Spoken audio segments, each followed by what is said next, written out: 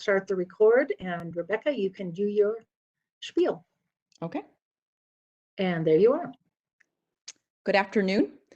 I'm Rebecca Sorensen, Chair of the Arts and Culture Commission. Before I call the meeting to order, I just need to share the following statement about our virtual meeting. It's June 24th. We're meeting the Arts and Culture Commission. The meeting is being held electronically to comply with the Governor's Stay Safe Minnesota order and to ensure the safety of all residents and staff. All members of the Arts and Culture Commission and staff are participating from homes and offices. For members of the commission, please remember to mute your microphone when you're not speaking and raise your hand if you would like to speak.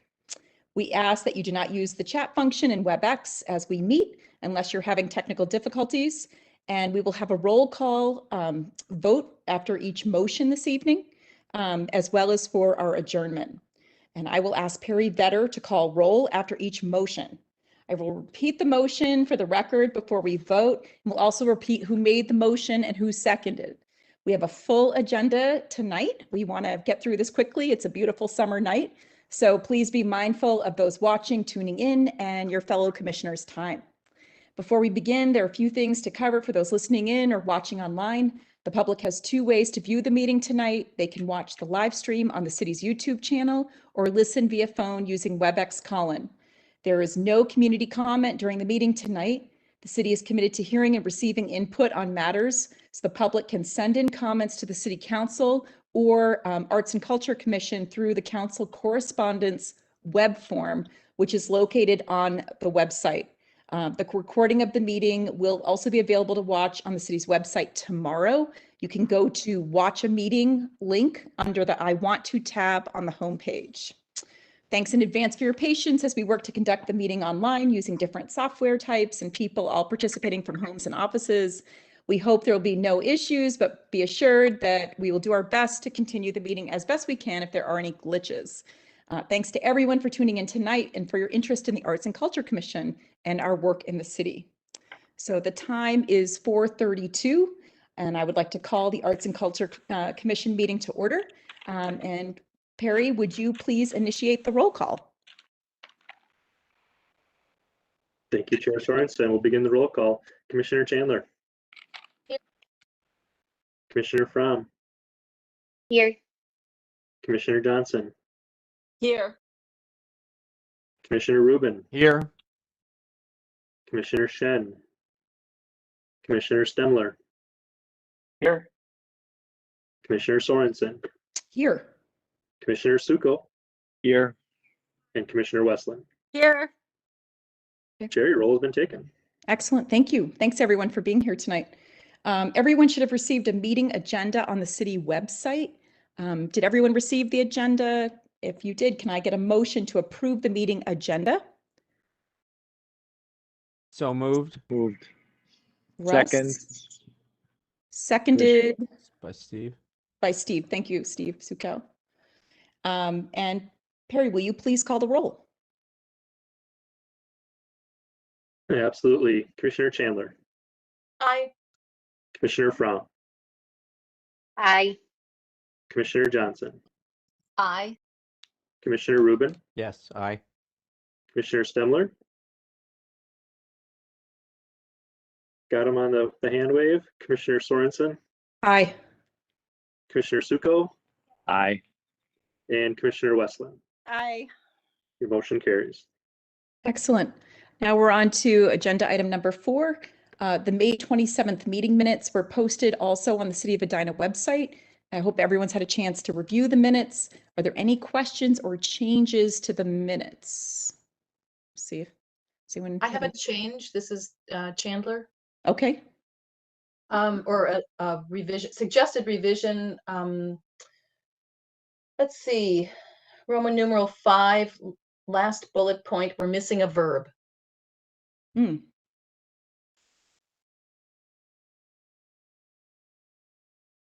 Perhaps send or submit or. Which verb would you like? I see where you're talking about. Pick a verb, any verb, send, submit. Process. Well, how about dance? Whatever. How about dance? Well, dance and advisory. Never mind. Okay. I've got the revision. Okay, so with this revised meeting minutes, now can I get a motion to approve the May 27th minutes? So moved. Okay, thank you, Susan Chandler. And can I get a second? Second. Second, is that Laura Westland? Excellent, thank you, Laura. Okay, the motion carries. Director Vetter, will you please call roll? Absolutely. Commissioner Chandler, Aye. Commissioner Fromm, Aye. Commissioner Johnson, Aye. Commissioner Rubin, Aye. Commissioner Stemler, Aye. Commissioner Sorensen, Aye. Commissioner Suko, Aye. and Commissioner Westland. Aye. Your motion carries. Terrific. Thank you, everyone. Thank you for catching that, Susan. Next, we're on to our 5/1/2021 work plan updates. So I think we'll just go down the list, but as we begin, we first need to start by, we've had some change to Initiative 1. If you look at the current work plan, we see we've got 3 students. We've had Lindsay DiLorenzo taken off. She has resigned from the commission. So she's no longer a lead. And then we have Shreya Kankamala and Lauren Piella, who both just graduated. So we will also need to take them off of Initiative 1. Tiffany Shen is our student commissioner. So at this time, we are looking for 2 commissioners to take the lead on Initiative 1. So could I have 2 commissioners offer to do that, please? Hey, Chair Sorensen, before you begin that discussion, I just want to remind the commission that the maximum number of voting commissioners, regular appointed commissioners you can have per initiative is 4. So while it's nice to have at least 2, you can have at least 4. So if you have periphery or cursory interest in those initiatives, there can always be up to 4, just no more than that. So just want to reiterate that point as we move forward. We can also, in addition to that, have an unlimited number of student commissioners. So we could still have 3 commissioners, but we could have up to 4 regular members on any of the initiatives, in particular of Initiative 1, as we would need regular membership on that item. And also, Perry, we can also have, how many helpers? Can't we have an unlimited amount of commissioner helpers in addition? Yeah, great discussion point and lead in. When you bring initiatives back to provide updates, you can always ask your fellow commissioners to assist in anything. We just want you to have that discussion about assisting or helping here at the commission meetings, so we know who's working on what and who might be working on something. So if you think you want to have regular representation on an item, it's great. We could have up to 4. If you feel as a commission you're comfortable with 2, but bringing items for people to ask for assistance at the meeting, we can do that as well. We just want to make sure the leads have enough support or representation to go implement the initiative. However, if they want to come back and ask for help for something, we can do that at the meeting. But it's always easier, you've got breaks between, you've got gaps between meetings. So if people do have interest in being a helper, we can have up to 4 regular members. Okay, that sounds great. So thanks for that clarification. Commissioners, please come forward if you'd like to help with Initiative 1. Let us know and we'll assign you to the work plan. Chair Sorensen. Commissioner Fram here. I would like to help lead Initiative 1. Thank you so much, Commissioner Fram. And this is Commissioner Stemler. Would like to join Initiative 1, please. Terrific. Thank you, Commissioner Stemler. Additionally, I know we're going to now hear some updates about Initiative 1 that we know about, but I know at this point we also have interest in promoting the virtual gallery in the 4th of July parade.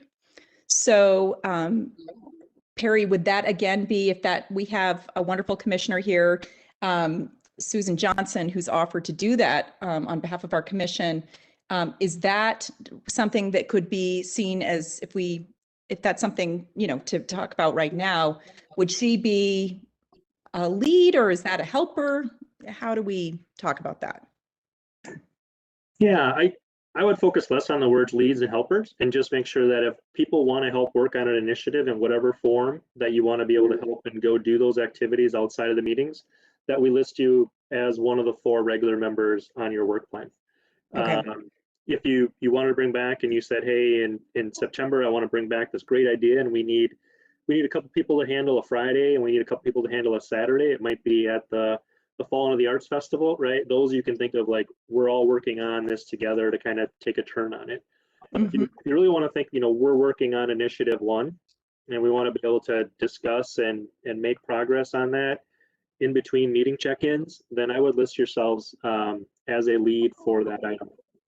And Okay. again, within your 4 regular members, you can talk about the roles that you each want to play within that. It just gives you the opportunity to go ahead, work on your initiative outside of these meetings, and still keep intact the rules that you have around public meetings and quorums. So it should be the same 4. If it is up to the same 4, it should always be the same 4, and never more than 5. And then you can always bring back ideas and talk about them at your regular meetings. Okay. All right. So in that regard, then I should probably add myself as a lead because I've been helping with the 50th concert series. So I will also add myself as a lead. And then Susan Johnson. Yeah. Sorry. Yes. Susan Johnson. Okay. Yeah, just to clarify, so then I'm at a helper capacity there with that initiative and participation in the parade. Is that right? Or do you want to list me as one of the leads? I will list you, all 4 of you, as leads. And then within the 4 of you, along with student representative Shen, you can determine from there which magnitude of role you want to play. What this then allows you to do is coordinate things such as things at the series, additional promotions, working on the parade without having to wait for the next meeting. So this allows you as a core group to go ahead and work on it, and you can determine what level you're all comfortable with on participation within that. Okay. Terrific. I think at this point, I'm not sure if there are any updates from anyone since we're all just getting assigned to Initiative 1. I don't know if the one thing, Harry, we talked about was having a banner for the concert series, which promotes the virtual gallery. I know you said that staff, the marketing department's working on that, and maybe we'll see that in the next couple of weeks. So anyway, that's one thing, but the concert series continues to be a great opportunity to promote the virtual gallery. And there's lots of mention of what the virtual gallery is within that concert series. Again, that's every Friday evening from 4 to 7 in the Nolan Mains Plaza, which is kind of behind where Pajarito and sort of that back facing Market Street. So if you haven't been down there this summer, I highly recommend checking that out. I think at this point, I don't know if there's anything else to share about Initiative 1, just that I know it's quiet on the student front because they've all dismissed for the summer. There is an opportunity to present an idea to the Fall into the Arts Festival. So I think, that's something that could be discussed with, as the new leads take over and work with Mosaic about interest in getting involved with that. Susan Johnson, maybe now would be a great time to present your idea for the 4th of July parade. Sure, yeah. For the parade, I was thinking it would be a great opportunity for the Arts and Culture Commission to kind of promote themselves and do so to, and just inspire a little fun and welcoming persona for the public. But what I wanted to do was have a real simple float. We have a pickup truck, and in the back have someone dressed up as Bob Ross, and have a palette and an easel and maybe a little candy to throw, and then a nice banner, just, advertising who we are and maybe giving direction to the website, but, kind of keep it simple, but exciting and fun, just fun and welcoming. Thoughts? Thank you. Anyone want to talk about that? Thoughts, reactions? I think it has to be Steve that dresses up as Bob Ross. Perfect. I think I have a costume, but I still need the person to go in it, and I don't want to do it. So I am the only existing member of the Arts and Culture Commission that rode on our last float in the 4th of July parade, which was a big yellow gopher fire engine that drove down the middle, and my daughter and her friend threw candy from the top. So I'd be happy to share the Bob Ross duty with someone else if they would so desire. I think it's a great idea to have a float. Yay for the idea. good. I think it's great too, and I'm happy to help however I can. Good. I'm going to try and streamline it so it's not real expensive or real, heavy duty hard. And I am going to say I'm trying to rig up an umbrella in the back of the truck, on an umbrella stand, so that there will be some shade. So if it's just this terrible hot weather, at least, we can provide water and shade to whoever's under that curly wig. I suggest we find the budget for candy though, because that's the most important thing to have. I agree. So I don't want to be anywhere around a float that doesn't have lots of candy to be thrown. So I don't know with COVID if that's possible. Mr. Vetter, are we allowed to throw candy at the parade this year? Commissioner Suko, I will have to check. In advance of this, we did check with the Edina 4th of July Parade Committee, and they have a spot reserved for you if you decide to go forward with it. Former council member Mary Brindle's the coordinator of that. So if you want to do that, I can confirm with her this evening after the meeting that you are going to take a spot.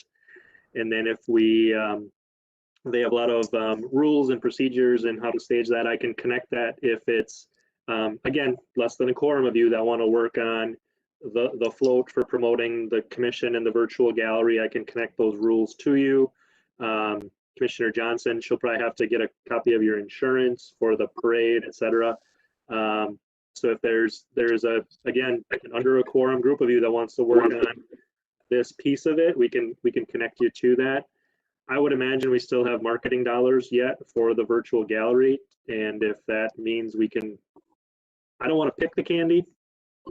I don't want to be responsible for what gets thrown. If it's not good or it's going to melt or anything like that, but we can secure the candy for you.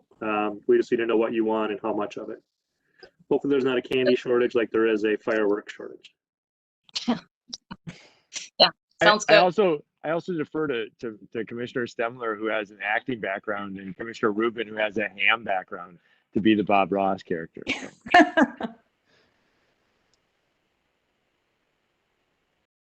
Any takers? Oh. Yeah.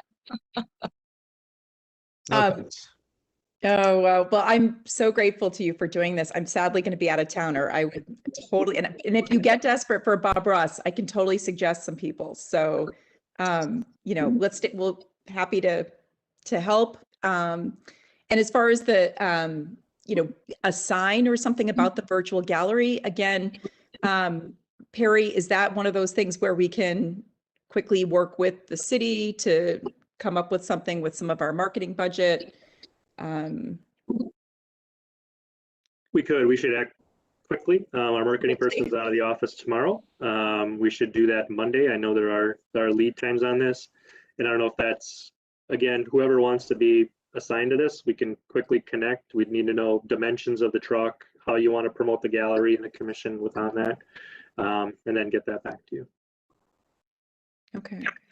All right. So So I'm Susan, hearing Commissioner Suko, Commissioner Johnson. Is there anyone else that wants to help coordinate leading up to the event? And This is Commissioner Chandler. I will be out of town, but wish everybody the best. Thank you.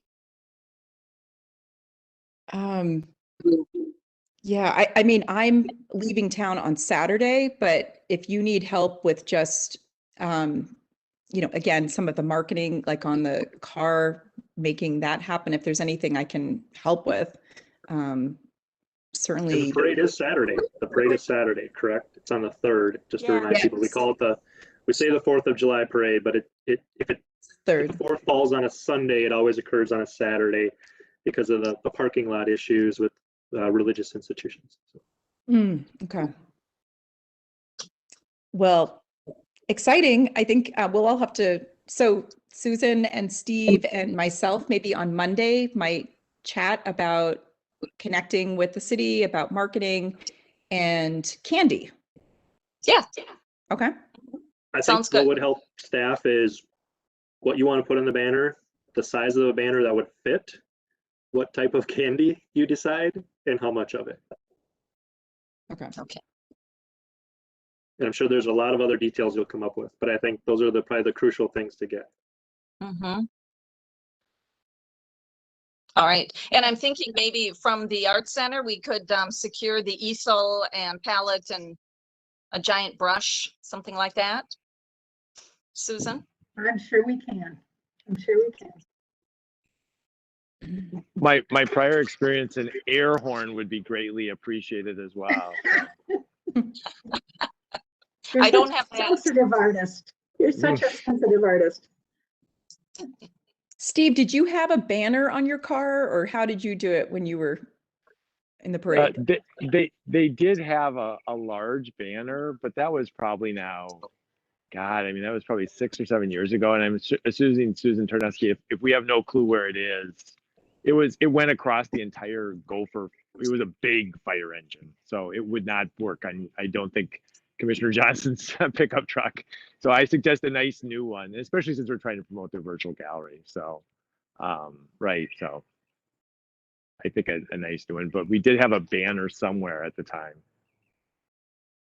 And Steve, did it say commission on it? Did it say 4th of July? What would I be looking for? It said Edina Arts and Culture Commission. Okay, let me see if I can find anything that looks like that. Okay, that would be great. Thank you. Thank you again, Susan. Okay, any other questions or comments about the parade? Thank you again. I'm so grateful to Mary Brindle for finding a spot at the last minute. I know that the parade is going to be very exciting this year. People are so thrilled to have it back. So what an opportunity to remind them of the Arts and Culture Commission, and hopefully we even find a way to get them to visit the virtual galleries. So thank you again for offering to do this, Susan. I also just at this point, I think Brian and Alyssa, if you could maybe also mention some of the training that now that you're assigned to Initiative 1, there's some training coming up for you on how to run the virtual gallery. If you could just kind of give everyone a brief update on that.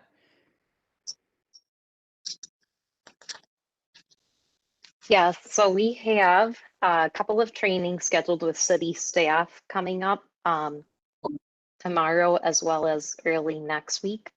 We're working with MJ Lehman and Caitlin Goat in communications to upload and get all that information, so we'll have access and be able to just see on the internal end what's happening with the gallery. And also, Brian, if you want to add in as well some of the things we're looking at for components and incorporating going forward to get community engagement. Yeah, so as part of Initiative 2, we were already given some back-end access to the website to see what the traffic was looking like, and so we've already had an opportunity to kind of familiarize ourselves with how that works. And during that process, one of the things that I mentioned to MJ and the staff, which has already been corrected, which I think is actually it's a small technical glitch, but I feel like it already has a big impact, is that they were able to go in and to resize the existing entries so that the images are actually quite a lot bigger than they were. And I feel like it already enhances the quality of the presentation. So I think, and moving forward, that any future submissions will probably be resized to fit the full length of the screen, or at least the column. So I think that's just an immediate benefit or improvement. And so I think that with that, just looking at other ways that we might be able to improve the experience of the virtual gallery, just from a technical standpoint. And I think, am I missing anything else? No, I think you got Brian on the technical piece. And I think, that next step of what we're looking at is, seeing if we are getting to all the voices of community groups that could be a part of this, and submitting artwork to the gallery. So just thinking about that next step, and reaching out to those groups and contacts as well. Quick question. Do we know when have the student commissioners from Mosaic already, the new student commissioners beyond Tiffany Shen, already been assigned to the Arts and Culture Commission? Or when do those students, do we find out in the fall when they're back in school? Just wondering if we know when we're going to have that connection back to Mosaic too. Yeah, Chair Sorensen, I've not heard of it the exact date, but typically once they would collect applications from student members, then they begin an interview process. Some of you may be asked to serve on that, depending on the size and how they manage it with COVID protocols. In the past, it was very limited.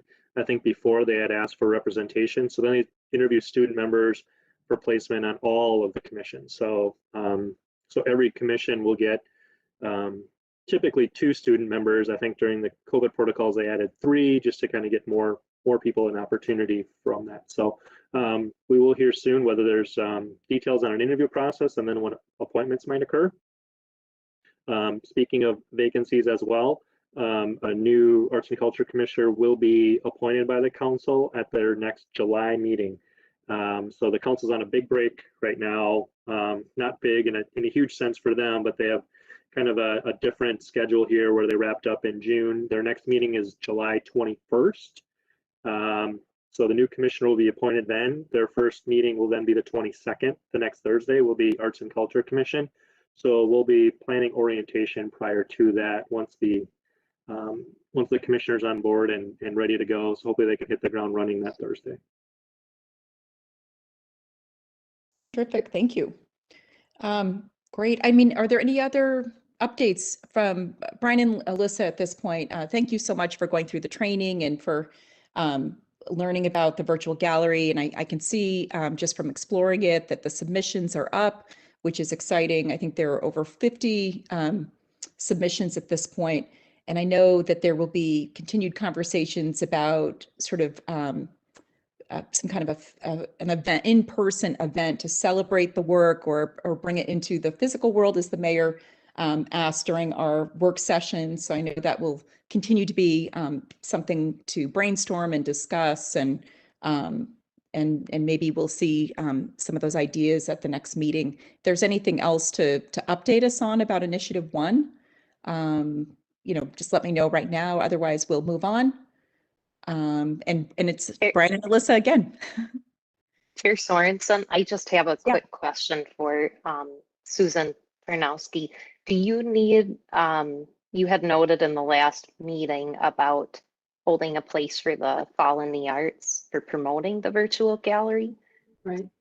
Your deadline, I'm sure you're trying to finalize everything with that and spacing.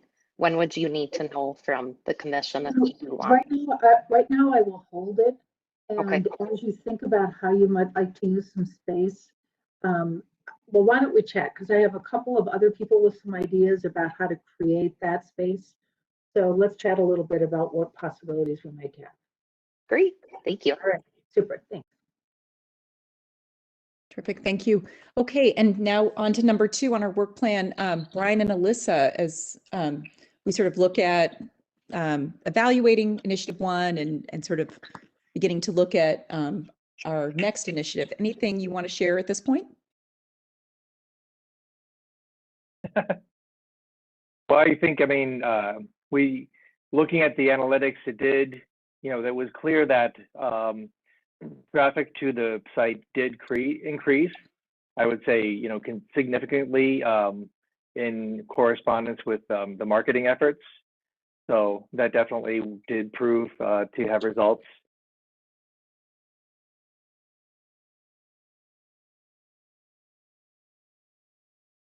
I think we might have lost Brian, but can try to. Brian, are you there? Commissioner Stemler, sometimes when you have low bandwidth, if you wanted to try to turn your camera off, that might help.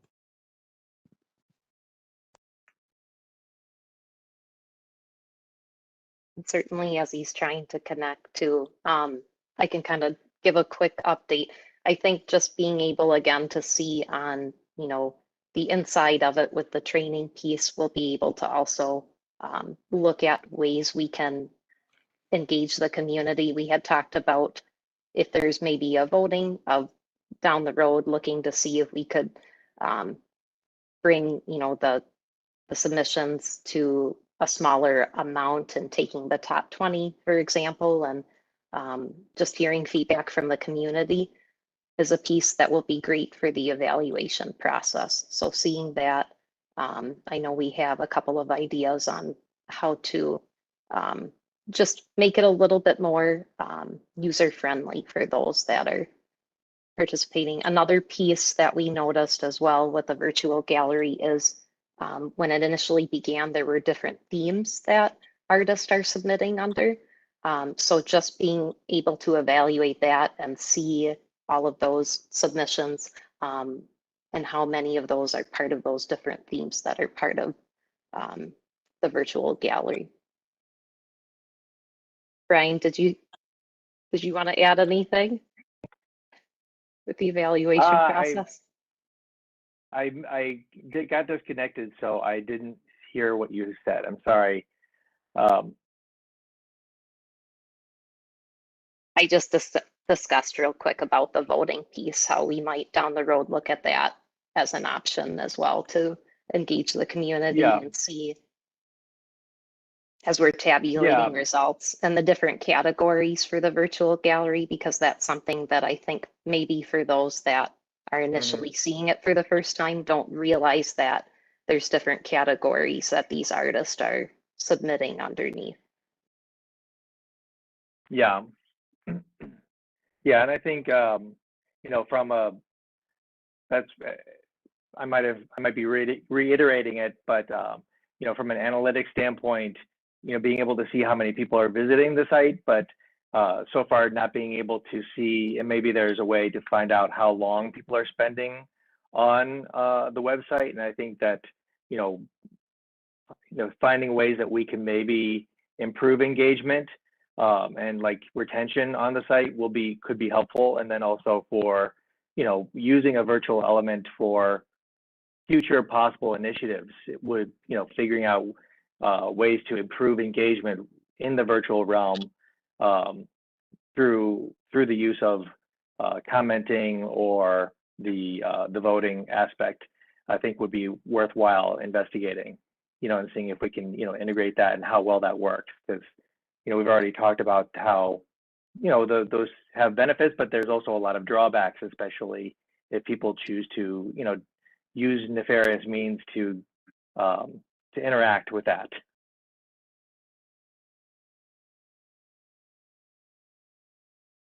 Thank you. That sounds great.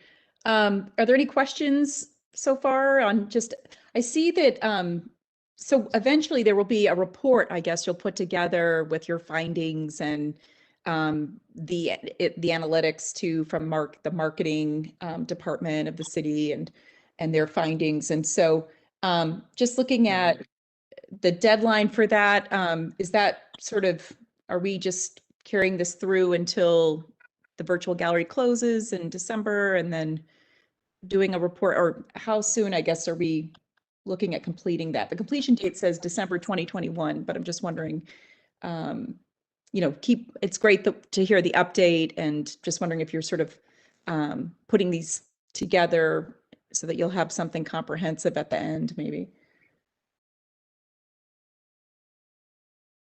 I think it would be ideal, especially if we're talking about having a live component to this, because I do think that, you know, moving forward, you know, hoping that we don't have any kind of other pandemic hitting us where we have to be forced to be apart, you know, that the virtual component would then become kind of a value added to the you know, the live public event would be more of the focus, but then the virtual element would be more of a benefit, an added benefit.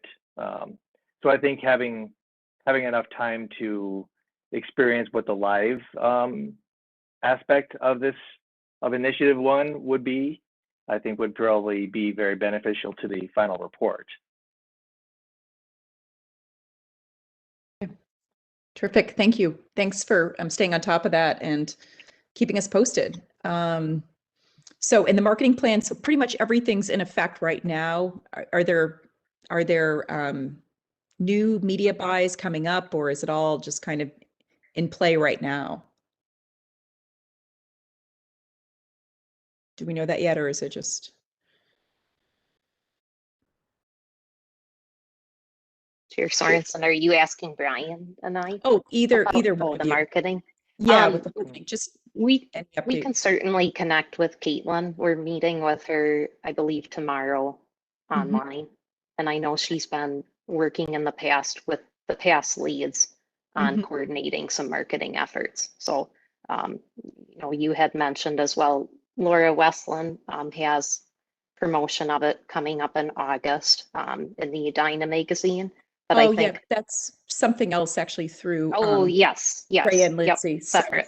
yeah, Yep. there will be a feature on the virtual gallery in the August issue of Edina magazine, which is great. That's exciting. But yeah, I know they were promoting it. It looked like they picked some great media buys, the Star Tribune, the Current. So anyway, if there's any, I think they were just putting a lot of those efforts in place. And so, yeah, if there are any updates, it's just interesting to see what really catches and brings in some new submissions. So anyway, thank you for staying on top of that.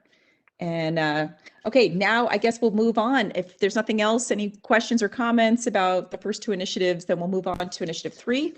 Maybe Russ, Ruben, you could take us into that. Sure. Just want to remind everybody what initiative number 3 is. It's to study and report on potential incentives or procedures to include art and decor elements when opportunities arise in public and commercial projects. What we have done so far is we've done a lot of reading. We've spoken to a few cities. I wouldn't say an exhaustive list of cities, but a few. We've talked to consultants, and we reviewed the work that we've done in the past in our city. I have actually drafted an initial, I wouldn't even call it a report, it's a page that lists out what best practices could potentially be. I've sent that out to a couple of our, I would say, people who have had these conversations before. So Susan Chandler and Steve Succo have seen it earlier this week and given me some feedback, which I intend to use. And prior to our next meeting, then I'd like to rewrite this note and send it out to all of the members, all of the commissioners, for their feedback and input and commentary. And then at the next meeting, bring that up for a presentation. If you want, I can give you sort of the highlights of what we presented and where, you know, our findings.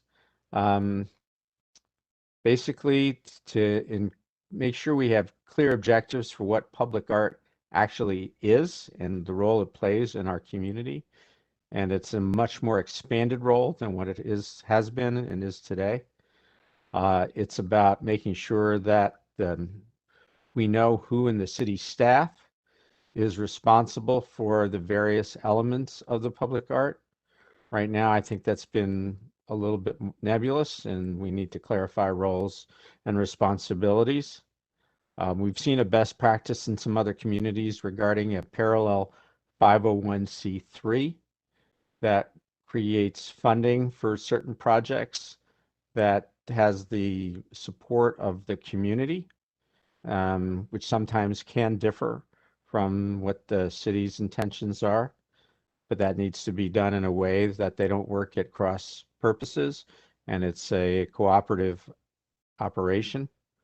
We need to then, if we can get to that, rethink what the role of the Arts and Culture Commission actually is, because it could change a little bit then if that's the case.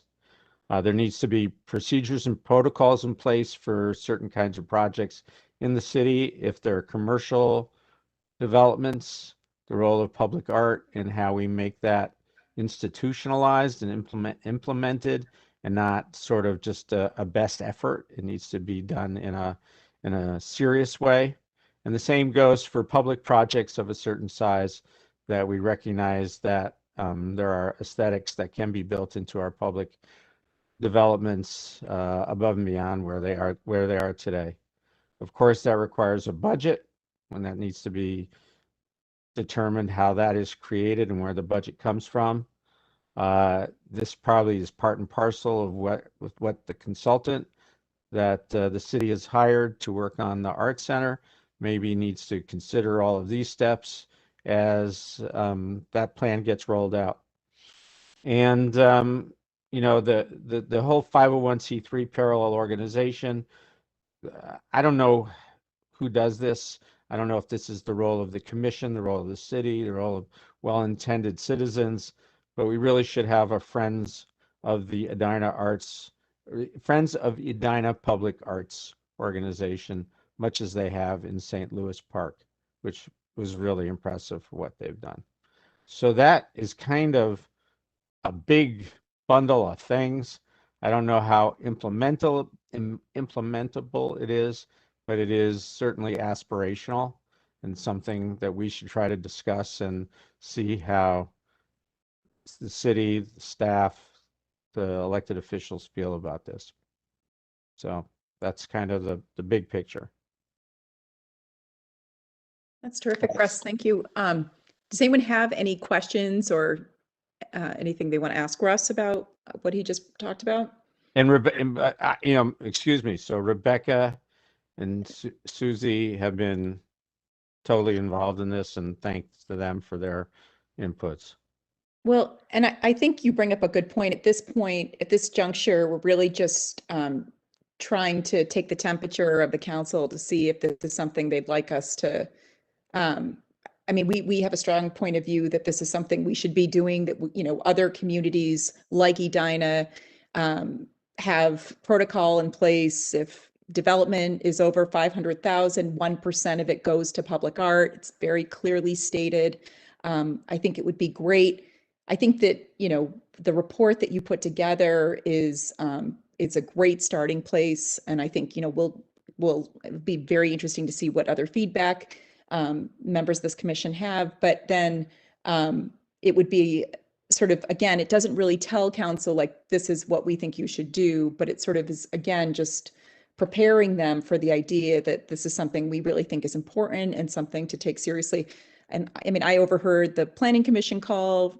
You know, every time I listen in on those calls, every developer talks about the green space they're going to provide, the public art, the this and the that, and then, you know, really there's no accountability whatsoever.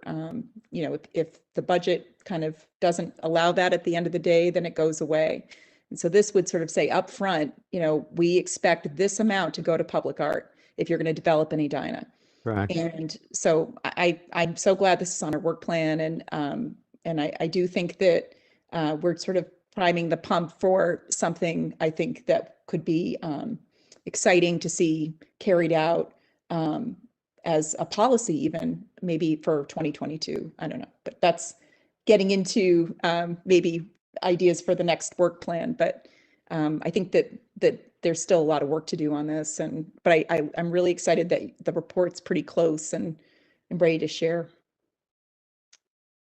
You know, I'm just wondering about the Friends group in St. Louis Park. Is that a fundraising group, or is that more a volunteer base to help with public art? I'm not familiar with that group in St. Louis Park. They actually have a paid executive director. It's a full-time position and works part and parcel with the Planning Commission in St. Louis Park. And they propose activities, things that they want to do. The city has the ability to approve or disapprove of it. And it's a, I don't know, it's a collaborative organization.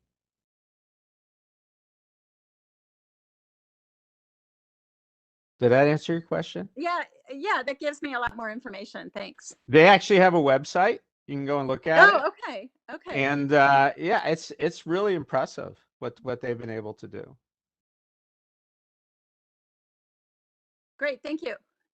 And I would add that the city planner that we spoke to at St. Louis Park is really sensitive to and interested in all of these elements. So she really knew all the activities that were going on with the Friends of the St. Louis Park and vice versa. They, you know, and then it influenced the kind of work they did when they developed neighborhoods or streets or street corners or parks, that there's this nuance of public art that goes into everything they do. Okay. And I also think it's just great in what you're working on, Russ, that you're talking about not just sculpture, but also, again, green space for performances, maybe a community-wide effort that requires a bigger budget, you know, concert series, kind of the way that I even would say Nolan Maines has sort of run with performances on their plaza and programming. It has definitely been bringing them a lot of great PR. They're certainly very happy to be collaborating on events in their space. And so anyway, it's an interesting, even just to see that happening kind of ad hoc without anything official, kind of, you know, that has been just, I think, very positive, and a great example of what is possible. So, but anyway, thank you. Thank you, Russ. Yeah, so just everybody, you'll get a copy of, as soon as I update the previous version. Is there, Perry, or is there a proper way to disseminate that? Commissioner Rubin, I was just going to ask if you wanted to send it to me, we can include it in the packet for July. So then it's right there. If you're comfortable having it there, then it would be part of that. If you're ready for that yet, we could watermark it draft. Yeah. And then include it, and then everybody would get it at the same time, be able to process it, and then that could be part of the discussion for this work item. Okay. Then we'll have to adjust the due date in the work plan says July 1. So that'll need to be updated. There was something, the copy that I have said July 1. I just was sensitive to that.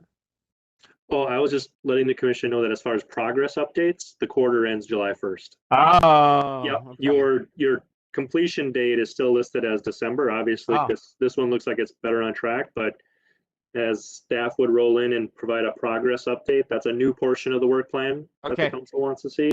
It's just the quarter ends for July 1. Okay. Okay, great. Thank you. How about Initiative 4? Can we hear an update on the Art Center meeting? Who would like to talk first? Susan Chandler? Staff would love to hear the commissioner's perspective on how our kickoff meeting went. Well, I'll start. This is Susan Chandler. We had a meeting on, let's see, it was July, don't I wish. It was June 3rd, was that right? Oh golly, I think so. With planning consultant Sarah Peterson and Edina city staff and commissioners who are listed on the leads there, Steve, Laura, and Brian.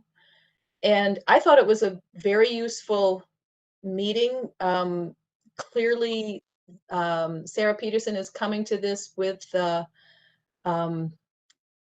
mandate to make a plan. She I asked some questions that were probably too elementary, like why are we, exactly how do we know that pottery is the right thing? And I think that that has already been discussed and decided, which is fine.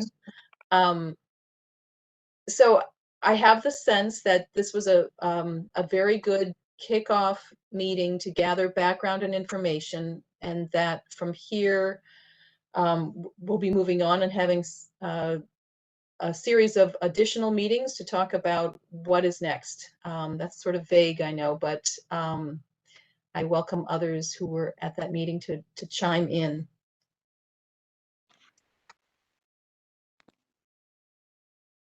Now, this is Commissioner Westland, and I agree. I think a lot of great ideas were thrown out at that meeting, things to consider for a new space, who would be using the new space, what different kind of features or services did we want it to have, and what is required. I really appreciated a lot of the really practical information we talked about a pottery space and what that requires in terms of the kilns and the ovens, and even it can be a very dirty space because that's what it needs to be used for. So I think it was a great initial meeting to start just throwing out a lot of ideas about what's required and then what's also desired, even in thinking of the current space of the Edina Art Center being a very safe place to leave your kids if they have a class there, and wanting to be sure that that would also be a feature of a new space, depending if it were in a more industrial area or things like that. So I felt like a lot of really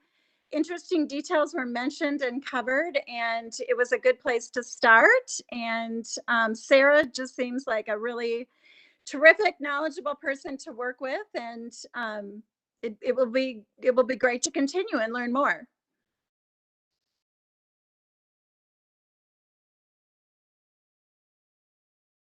Great summary. This is Commissioner Suko. I don't have anything to add. This is Commissioner Chandler again. I'll just add a couple of additional pieces of information. One thing that Sarah Peterson did mention to us in regards to these plans is that equity is very important to the City Council, and so whatever gets planned as far as this future art center or pottery plans, that has to be part of it, and so that's a very good thing to hear. The other thing is that she did give us a time frame. Sarah Peterson told us that she is driving towards a recommendation by Labor Day. So this will not be a dragged out, super long, like, when is this ever going to end process. It feels as though there is going to be good movement and proposals and hopefully decisions made in a fairly timely manner. And I'm appreciative of that, as I'm sure everybody on the commission is. We did also talk about what other organizations in the Twin Cities that are involved specifically with pottery she should be thinking about to get information from, and to really sort of do an environmental scan of what's happening with their classes in pottery. And so that's a good thing. And that was in addition to understanding what the standards are for a pottery place, just the mechanics, the safety, the amount of space, the kind of equipment, all of that. So this was a good conversation. I was very heartened by the conversation. Thanks.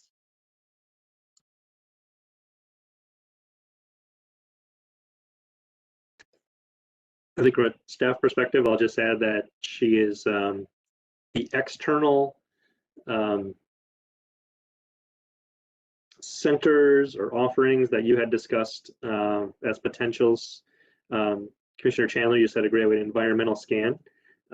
So she is conducting interviews with those groups and how we can glean information from that to formulate a recommendation. So as was indicated, she is shooting for Labor Day. So we'll have to get something back on the schedule for us to meet again and hear her results and keep bringing this forward.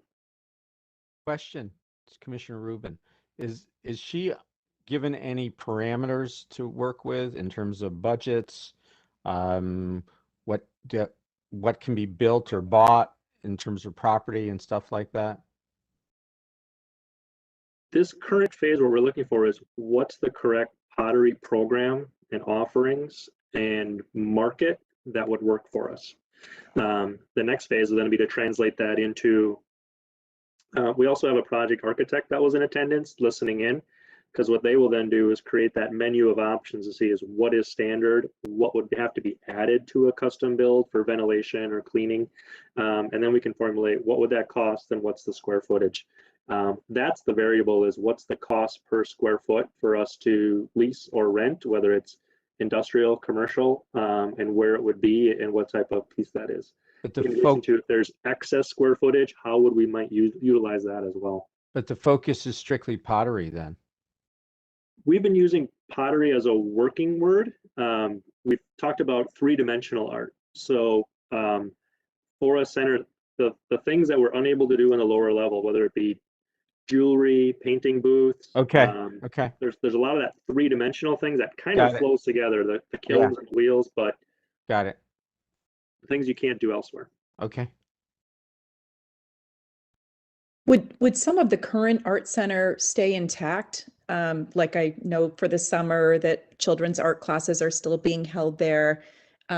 Is the plan right now to keep the art center running aside from pottery until the foreseeable future, or is there sort of a date in mind when the current art center might close, or are you just not there yet? Because I agree, it's sort of hearing a lot about pottery, but wondering about all the other art classes. I know some of those art classes are also happening at different parks throughout the cities and sort of, you know, variety of things. I'm just wondering if there's just the actual center itself, was there any discussion about the timeline for the art center?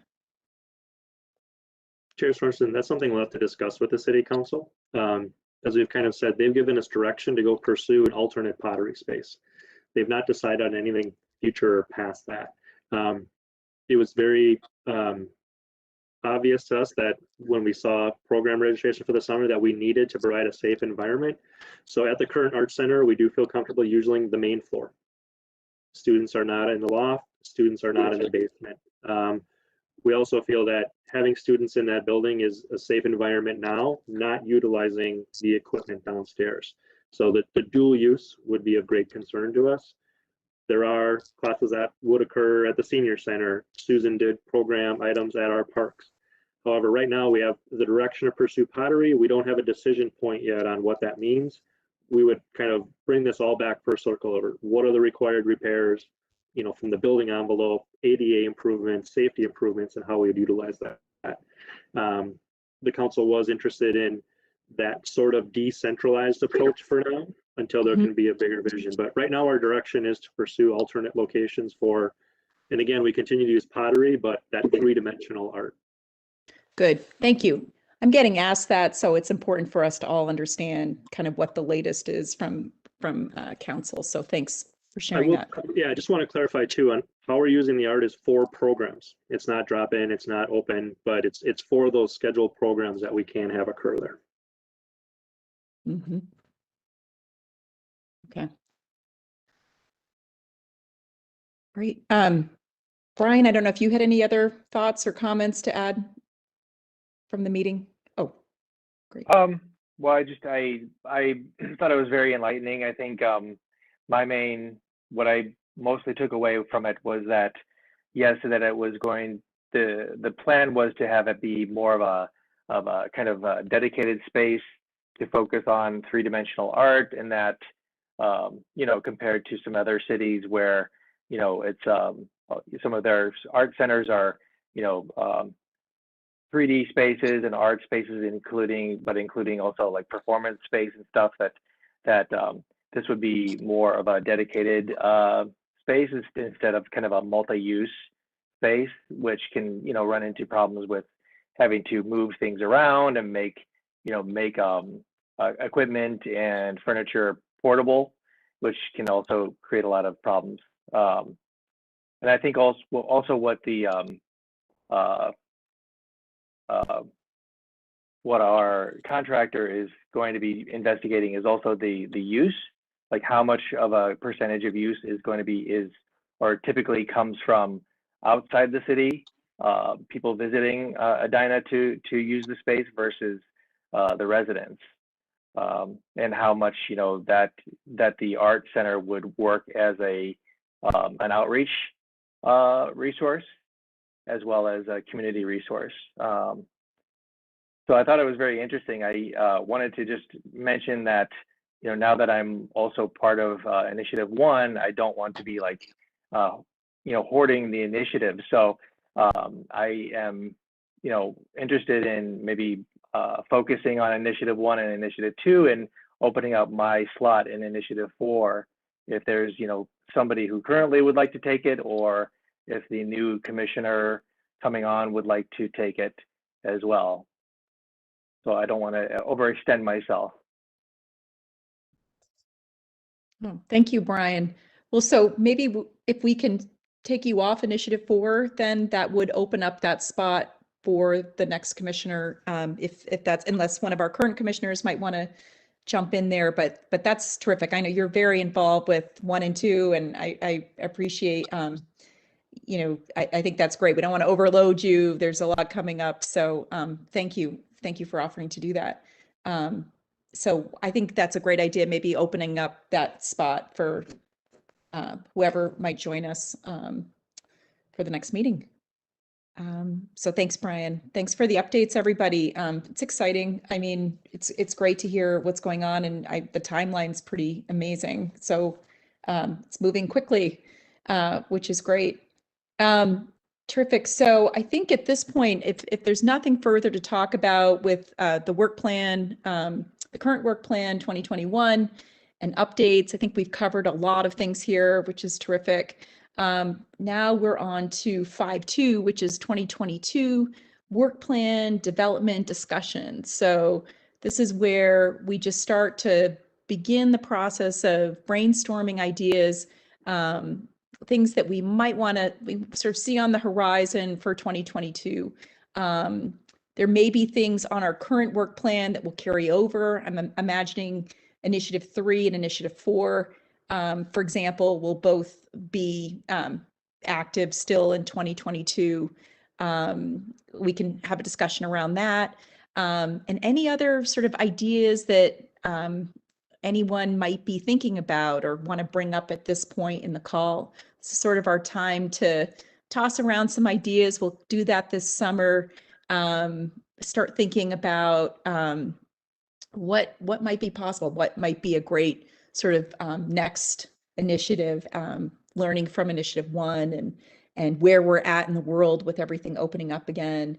And also, I think, Perry, you were going to mention, maybe this will come in our staff comments, but our budget and what that looks like too, as we start to kind of generate ideas. I'd just like to make a comment on Initiative 1. Initiative 1 was actually year 1 of a 3-year plan. And so I think we should, to be consistent with that, should just say for 2022, it becomes year 2 of the identified public art plan. We might want to adjust and change what's written in the 3-year public art plan, but I would think that we would continue with that.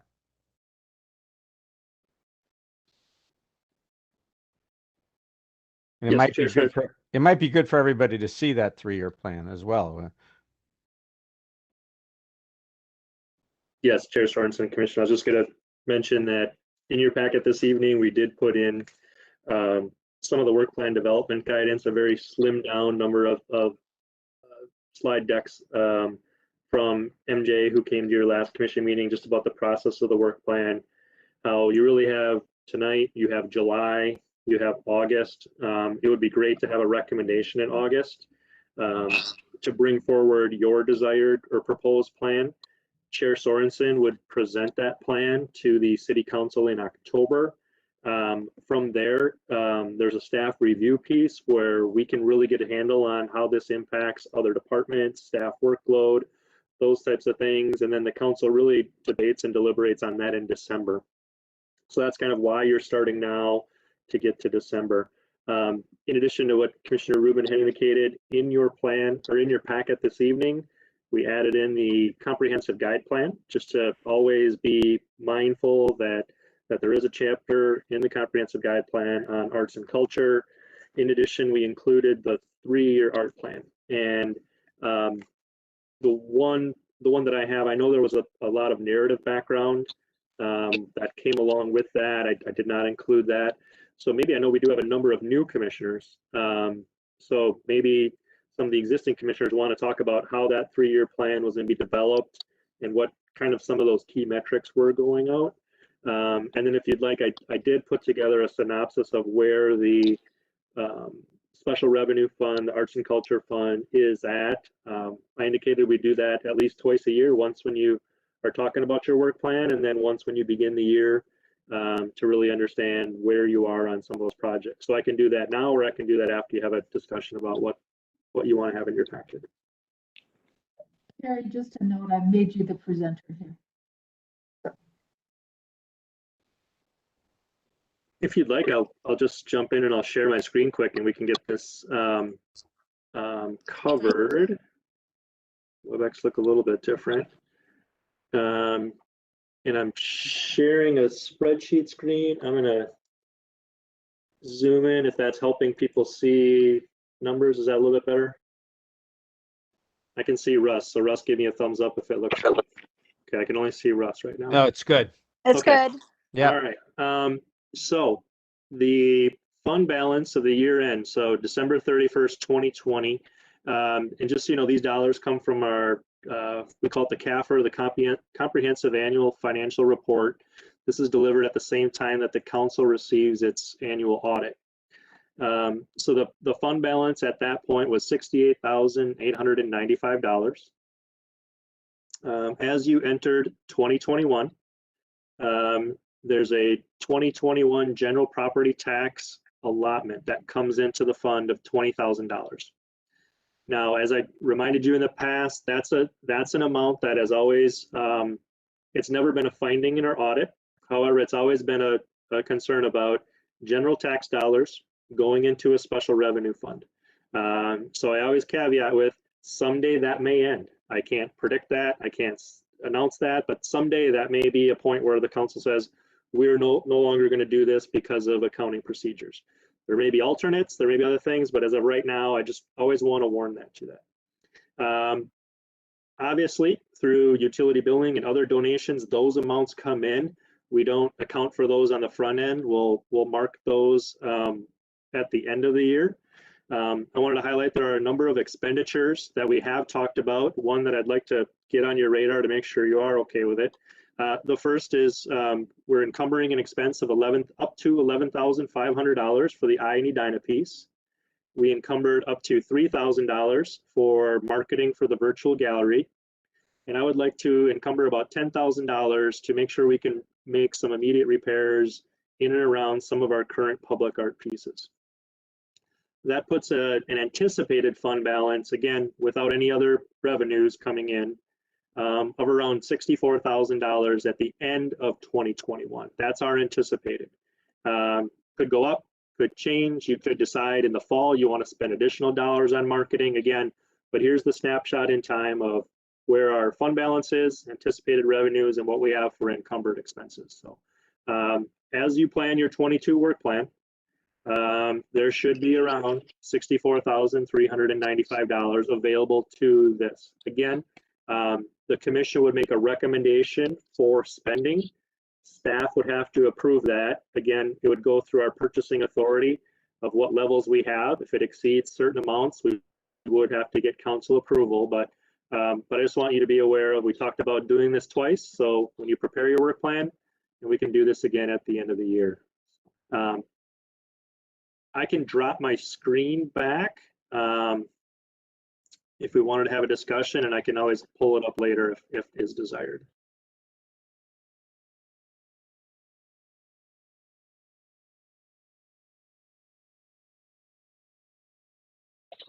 I think from staff, that's the introduction we can give you for your prep of your 2022. This is Commissioner Stemler.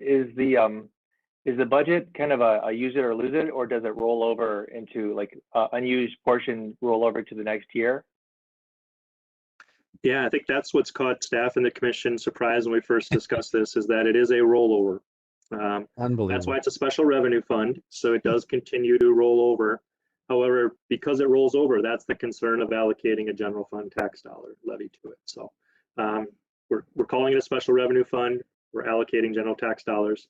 It's nothing nefarious. It's general accounting on how we would do this, and there are ways to manage it. But I just always warn people that I think when this was set up, it was supposed to be the seed money to get the project rolling, and then there was supposed to be a grander donation program, et cetera. But as of today, it would roll over, and that's the amount that is available to use in some sense.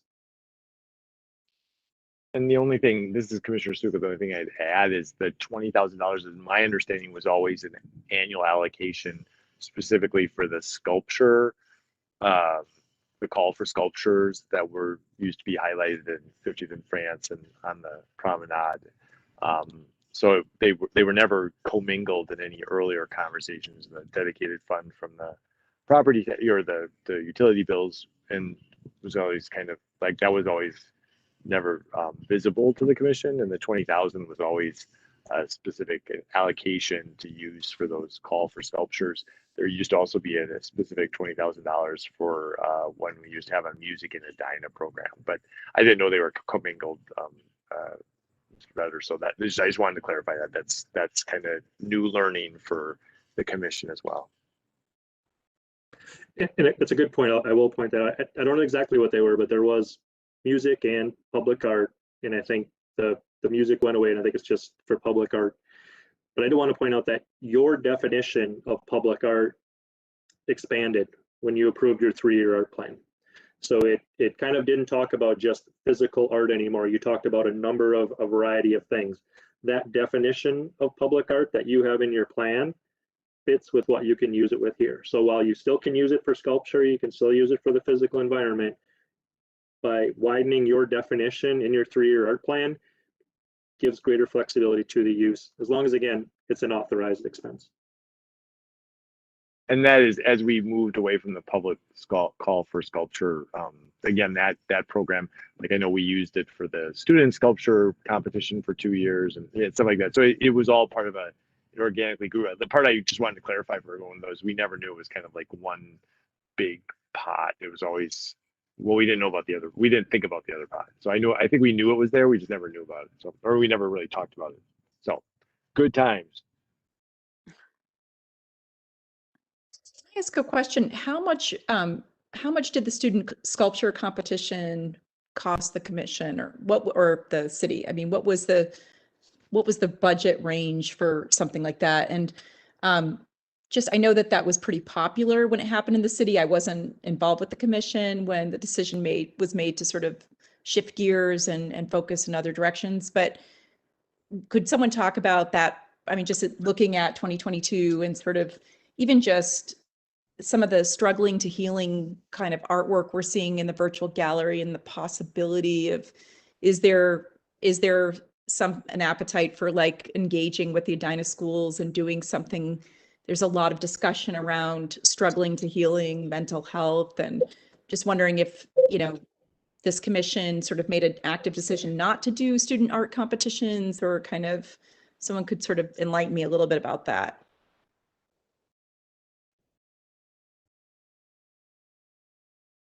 Susan, I think you'd probably be Susan Tarnowski, you'd probably be the first person to answer the question about how much we spent on the student sculpture things. I think, Rebecca, to your point, the student sculpture competition was very popular. I think it was all supposed to be kind of subsumed into what Commissioner Rubin refers to as the comprehensive public public art program that prior commissioners worked on for a number of years. But Commissioner Rubin, you'd be probably in a better position to comment on that. I can give you a little history too.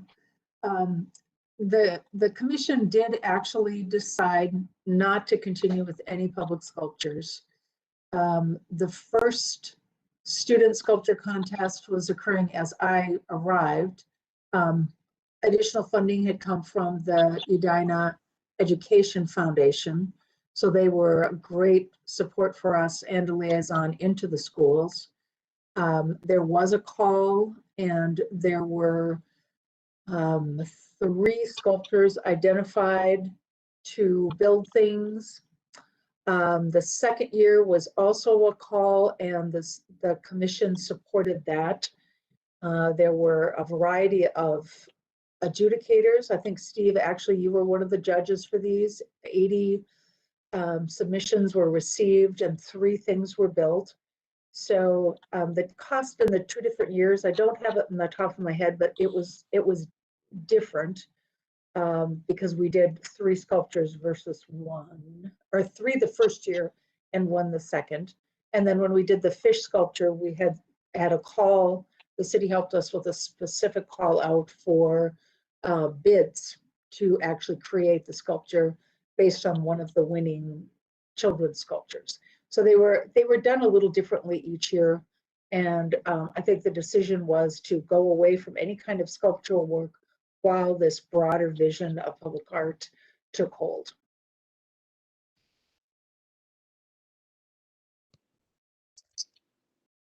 Okay, thank you. And also just a price tag for that kind of effort. I'm sorry, I missed the amount.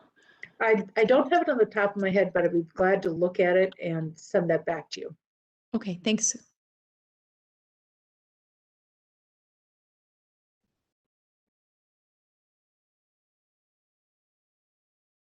Well, yeah, sorry, go ahead. Yeah, so from a 2022 standpoint, I mean, personally, I don't think we're going to see a lot of change. We might want to add 1 or 2 things that is not currently there, but I would expect there'd be a lot of continuity to our 2021 plan.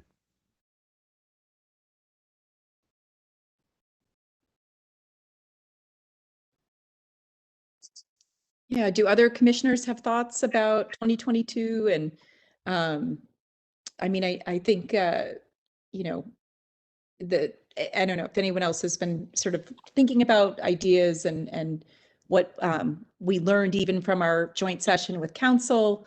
You know, it sounds like something exciting for 2022 that is in the physical world would be a real welcome change. I mean, and it is possible we could roll off of the theme of the virtual gallery and create, I mean, my mind went to, is it possible to, you know, I think Initiative 1 folks could talk a little bit more about what is next for the virtual gallery. Is there a way to bring some of that virtual art to, you know, the physical world, or is there collaboration still with, again, you know, the Edina Public Schools and with students?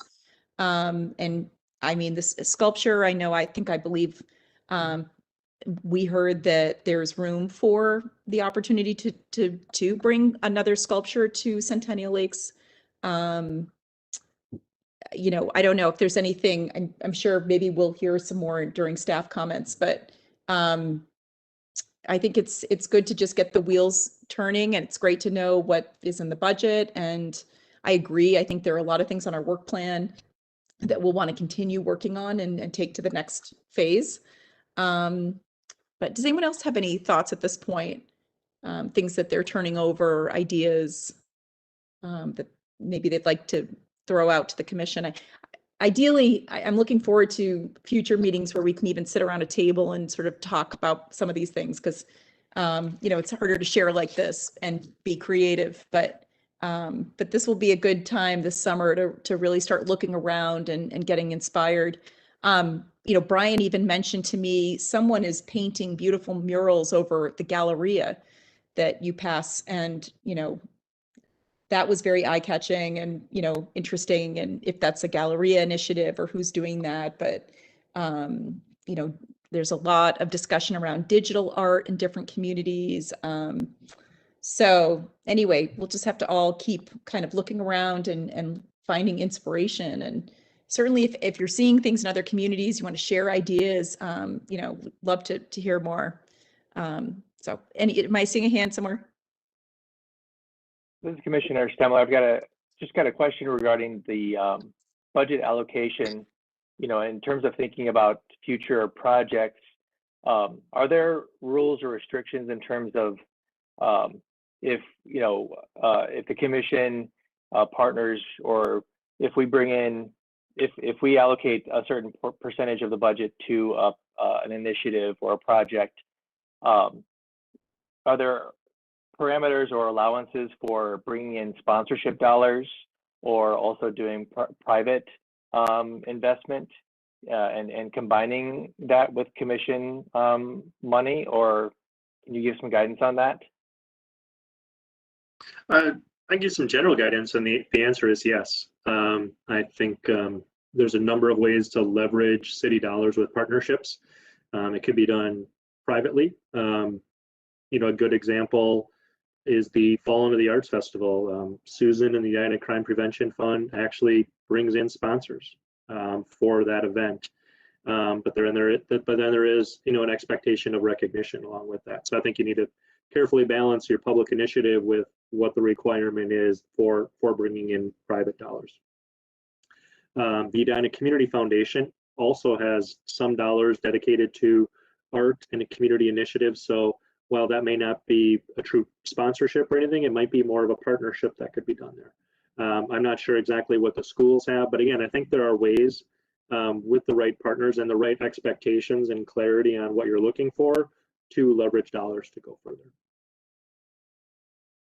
And again, I just wanted to reiterate, the commission would recommend, staff would approve the allocations, and then we would follow purchasing guidelines. So we wouldn't allow you to do anything that you weren't allowed to do. We'd put the safeguards in if you had that. So. Right. And then just to follow up, is there? You made me think we did have foundation support for the student sculpture contest as well, so that we did have a partnership with them to produce those contests. Thanks. Is there any kind of formula that you all have used in terms of what ratio it is from commission budget to how much sponsorship support you would like to have for an initiative?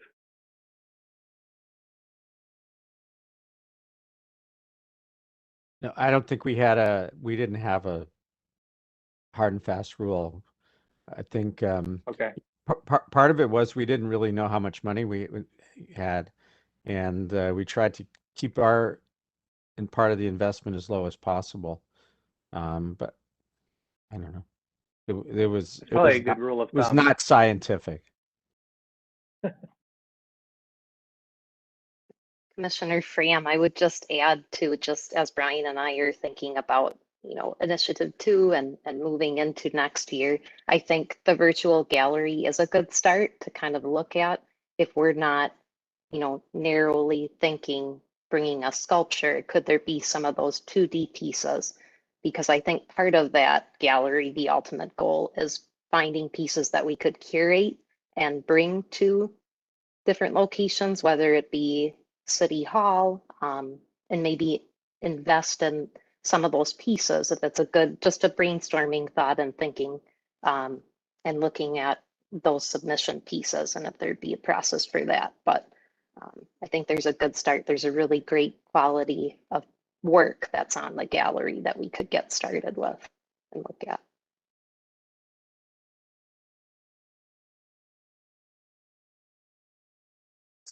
Hey, I think that's a great suggestion, and one thought would be to devote money to building one of those, right? Or assessing it in connection with maybe a student sculpture competition, or not sculpture, but art competition again too. So I mean, kind of two different ideas of where to spend some of that money. Uh, Perry, can you offer up though how much money comes into the fund each year on an annual basis? Like just like obviously we have $64,000, but how much kind of comes in every year? Because I don't think we've ever had insight into what that. I know it varies, but just kind of like a guesstimate of how it's replenished each year with the utility bill. A good average we've got for finances, the utility bill donations or allocations are around $4,000 a year. So roughly right around that would be consistent. It may go up, it may go down depending on how that occurs. And then the other allocation is the $20,000 annually to the general fund. So in essence, it's gonna, for 2021, you'll have the $20,000 and roughly the four. I would imagine for 2022, you'll have the $20,000. Again, I wouldn't want to promise, anything further out that based on how these funds are set up. And then the other revenues donation, you could probably plan around four-ish or so. Some people have been leaving legacy gifts. That's a big push that the Parks and Recreation Commission is working on, is to try to encourage greater philanthropic efforts. To where, one of their ideas that, and staff would support that, is some sort of, booklet of amenities or things that could be, donated to the system. So that's on their work plan to do. If that's of interest to the commission, we could cross and share that as well. I apologize. I'm almost out of battery, so I apologize. So I keep buzzing in. And originally a long time ago, we did have like kind of a fundraising kind of initiative. But I think my own suggestion would be is, we could promote more utility bills or more gifts, but we probably need to figure out why we want more gifts before we promote more money. I don't know. Anyway, just a thought. I am gonna really shut up now.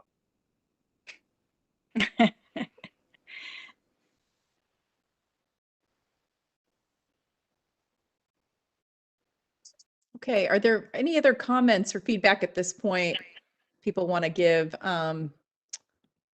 regarding 2022? But I think this is a good start, and I agree. I think there's some momentum around things that are already happening on our work plan. Like to see something community-wide, active. I like the idea of, I would be interested in seeing the documents you were talking about, Perry, and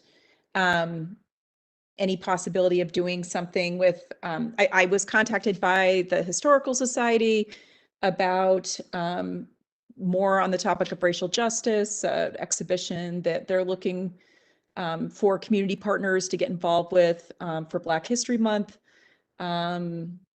So, one of the things I've learned a lot with our work plan for 2021 and as a newer commissioner is the flexibility to build into some of these initiatives, so that as time, we have some bandwidth to expand the effort or add, grow it just a bit as we go. I think that's kind of nice to be able to do. And yeah, so I don't know. I think there's, I like the idea.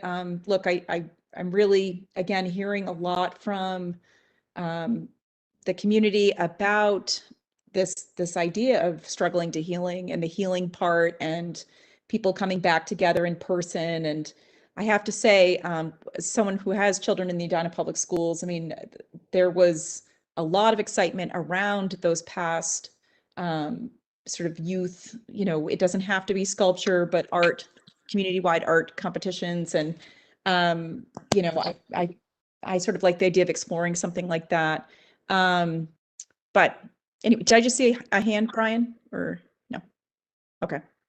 Anyway, but we can keep brainstorming and talking. And I hear that the, want to have some ideas cemented by August. So, you know, we'll just kind of keep the wheels turning and discussing, and hopefully by our next meeting, you know, we're starting getting, we'll start coming closer to something. So, any other thoughts or ideas that people want to throw out at this point? I know we're getting, it's 6 o'clock. I'm sorry, we're getting close here to the end. But if not, yes. Chair, I'll just add two quick things. One is that someone had asked about additional public art, and I think Susan Charnowski hit on it perfectly, is during the time you're developing your public art plan, that was kind of put on hold because you widened that definition. That doesn't mean you can't do more physical art on there, because I will recall, if you've been to the promenade, there are open spots along that and Centennial to do things. So there is vacancy, I guess you could say, for that piece of it. In addition, we've renamed, there was an initiative between the Human Rights Commission, the city's Human Rights Commissions, and the city's Parks and Recreation Commission. They renamed Garden Park into Yancey Park in celebration of the Yancey family. There will be some sort of dedication later with that. Our race and equity advancement team of city staff is going to work on an event. However, if there is an opportunity to work with another commission on a public art piece in commemoration or dedication for the Yancey, staff would be very interested in that. I'm sure the Parks and Recreation Commission would be, and I'm sure the Human Rights and Relations Commission would be. So I know joint commission work plans of things aren't exactly the easiest to pull off, but if there is a lead commission, we could discuss that. So I just want to throw those ideas out there. So as you consider and ponder to get to July, you can use that to think through to get to that point. Okay, and that is potentially public art that would be in Yancey Park. It was interesting. I was just at Yancey Park last night. Do you have any idea about where in the park they were looking? Because it's not exactly a park that lends itself to a sculpture. You know, it's mostly fields for soccer. There's a playground. There isn't really, I don't know. It's interesting, but I love that idea. Just the actual location is interesting. It's an idea. That's all it is at this point. Okay, good. Well, we can keep taking a look at that, but that sounds great. I think it's a good idea.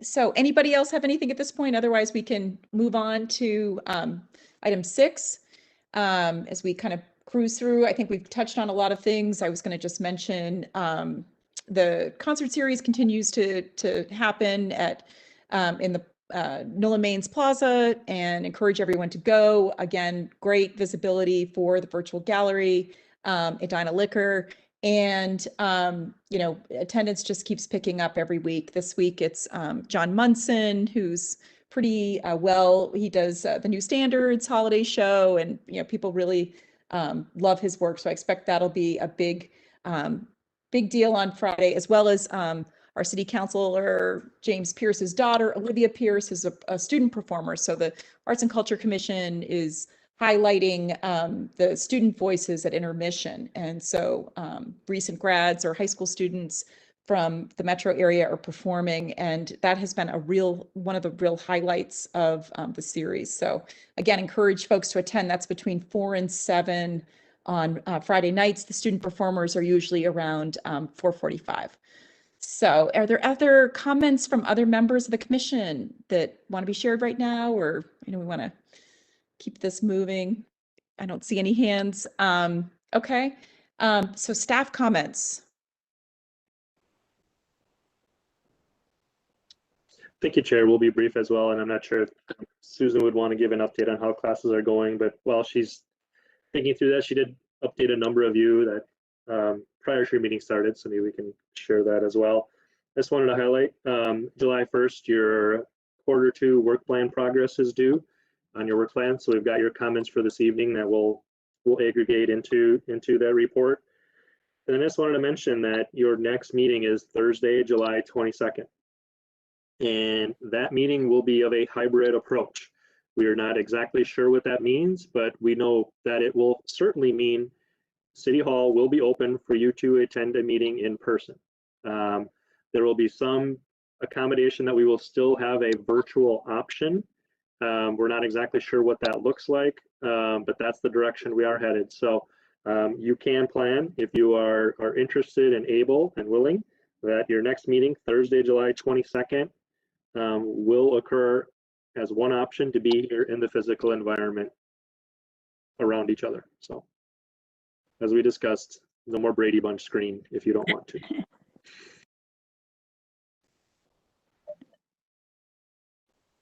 And Susan, I don't know if you wanted to give a quick update on how camps are going. Sure.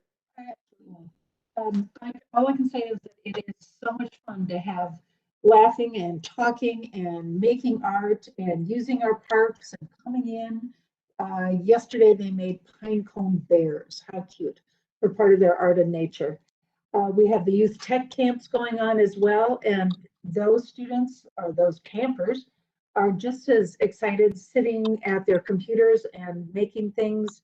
They had a movie makers one, they had an animation one that's going on this week.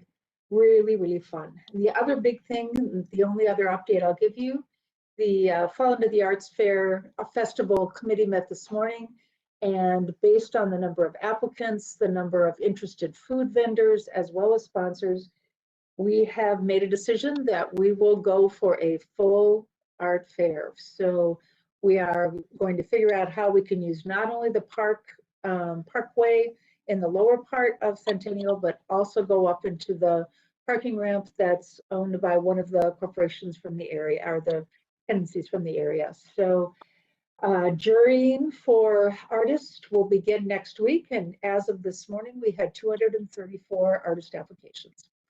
So we're pretty excited that we're going to go back full tilt for this year.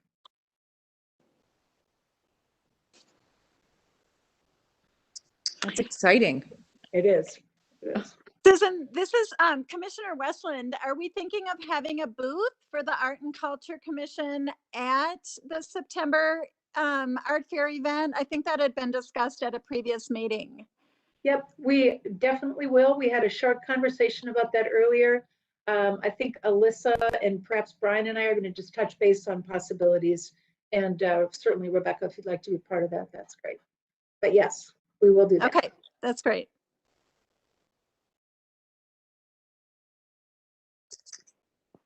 Terrific. Thank you for those updates. Is there anything else to share at this point from staff? Are you still meeting candidates for the new position of art director, or is that just for another time? Yes, the position just closed, so we've got a whole selection process that we undergo. Wow. Okay, great. Good luck with that. Excellent. Well, I think at this point we've gone over upcoming meetings and events. The idea of the hybrid is terrific. I actually personally had thought it would be virtual still, so I may not be in Minnesota that day, but I will work on that. And if not, I will be joining you virtually. So I'm glad it's a hybrid. So in any event, thank you so much everyone for your time. Sorry we ran over. At this point, it's 6:08, and I'd like to make a motion to adjourn our meeting. So moved. Thank you. Can I get a second? Seconded. Thank you, Laura. Perry, would you please? Russ, were you the motion maker? Yes. Sorry, Thank you. Russ. And then Perry, would you please call the roll? Absolutely. So just Susan got that, but adjournment at 6:08, motion by Rubin, seconded by Westland. Commissioner Fram. Aye. Commissioner Johnson. Aye. Commissioner Rubin. Aye. Commissioner Stemler. Aye. Commissioner Sorensen. Aye. Commissioner Suko, if he has any battery left. Aye. Commissioner Westland. Aye. Your motion passes. Chair, you are adjourned. Thank you so much, everyone. See you next month. Thanks, everybody. Great. Thank you. Thank you. Can't wait for the parade update.